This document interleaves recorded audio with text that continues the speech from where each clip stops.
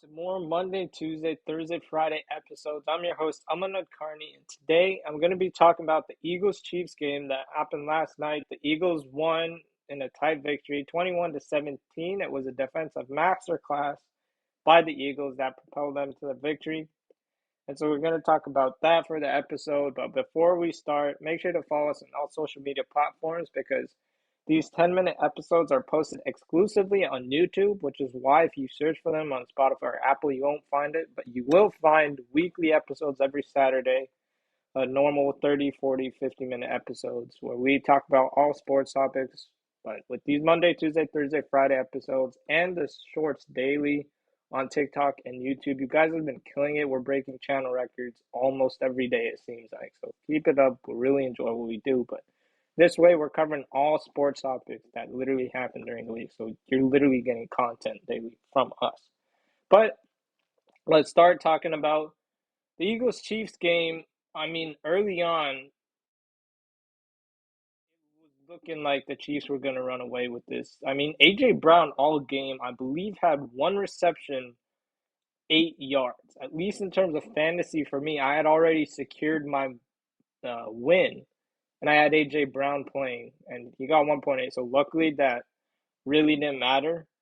But that opened the avenue for DeAndre Swift to win. That actually helped me because someone who is one game behind me is now 2 games behind me for the playoff spot. I'm currently the 1 seed. Don't want to brag, but I'm the 1 seed because of that DeAndre Swift game that he had. But I mean, the first half, the Eagles were struggling. It was looking like their second loss, and then the second half happens. This is when the Chiefs need to get like another weapon because it's not only going to be Travis Kelce. You saw when you rely on him too much, Travis Kelce, he fumbled. He never cost you games like that, but even the best of players make the mistakes in the worst of times. Marcus Valdes-Scantling, I mean, a go-ahead touchdown, perfectly thrown ball which he dropped. The Chiefs currently lead the league in dropped passes, but in the high-pressure moments in stadiums like Arrowhead Stadium, like iconic stadiums, rocket stadiums, even if it is your home crowd, it might be intimidating to play in. MVS dropped that pass.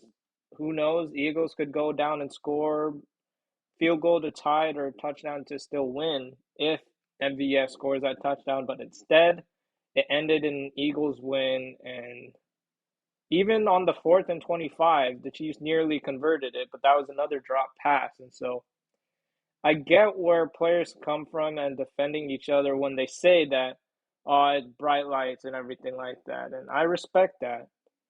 But at the same time, it's like, it can't be repeated. Like, fine, game one of the season when Kadarius Toney was dropping those passes, people were on his case, but at the same time, it's still the first game of the season. Kadarius Toney's finally healthy, so you give them reps, you give them chemistry, and then it'll start slowly working. But now fast forward, we're I want to say 10 games into the season, 10, 11 games, not sure.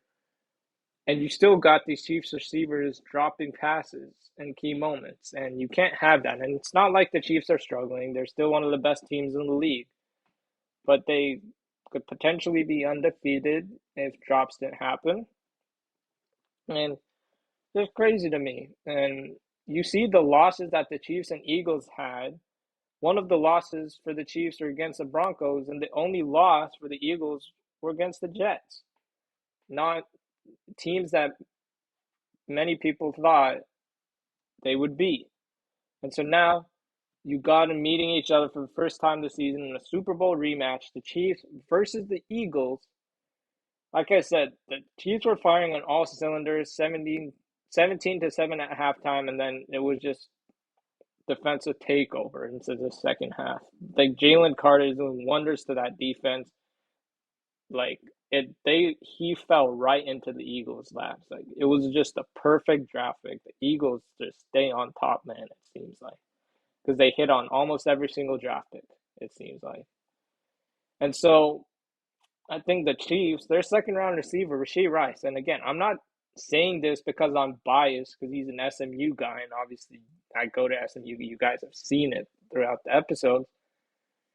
Maybe try to utilize him more because it seems like out of the receivers that you have, just ignore Travis Kelce for now in this conversation. Out of the receivers like MVS, Guy Moore, Kadarius Toney, like they don't really.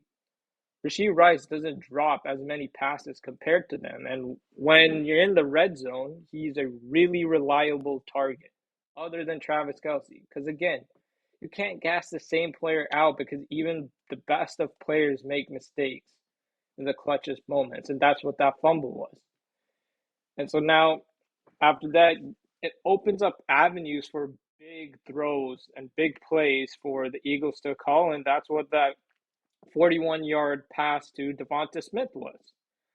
And I mean, AJ Brown, he definitely is a team player, but you're having a historic season so far, and I feel like it's unfair when players argue with their own teammates. And I mean, to defend AJ Brown, the Eagles were down in the game, but I don't think he should be mad because the team still got the win at the end of the day. And Devonta Smith has taken somewhat of a step back. He's still a great receiver. I'm not saying he's a bad receiver. He's taken somewhat of a step back because AJ Brown is putting up insane numbers. Like in any other season, he would be offensive player of the year, but because Tyreek Hill exists, he's probably not going to win it. And so we got that. You should be happy for your team. I think he is. Like he's not going to have a game where he's one reception for 8 yards ever again. I don't think. Maybe like once or twice the rest of his career. So this game was definitely an anomaly. For the Chiefs, I feel like it's easy to overreact when drops like that happen. And so the Chiefs, they're going to still make a deep run. Like the Texans would be interesting because whenever the Chiefs play high octane offenses, other than like Eagles, somewhat of a defensive game. But when you play high octane offenses, the Chiefs, they always go great passes, huge plays, and I feel like I like offense. Like it's dependent on preferences of people. Like if you like defensive games, you like defensive games. But like the Chiefs Texans, if that could happen in the playoffs, that would be a great game to see CJ Stroud ball out. Like you can make a case that he's an MVP candidate, somewhat struggled against the Cardinals, but they still got the win. And I feel like his response was perfect after the game where he's like, Steph Curry don't stop shooting, so I'm gonna keep passing. Like that's why I preferred him over Bryce Young on the Panthers because Bryce Young is not in a great situation. CJ Stroud would maybe not struggle the same way, but the Panthers record wouldn't be as much different than what it is now.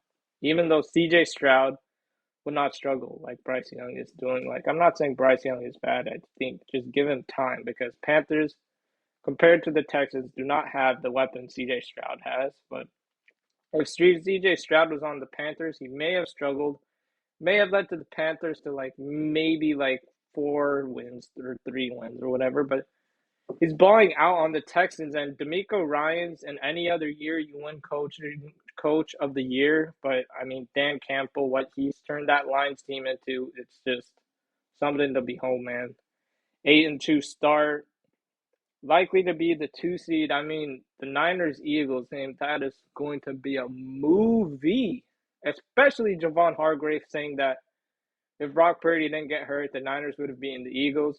Maybe he's only saying that because he's on the Niners or if he truly believes it, but it's kind of crazy to say it. Now, playing your former team, we'll see what happens. I feel like at this point, you got Eagles, Niners, Lions, Chiefs, Ravens all jockeying for the best team in the NFL, but that's my take on the situation. Hopefully, you guys enjoyed. Tune in Thursday for another 10-minute episode or on all other social media platforms to listen to our sports content. Thank you for listening.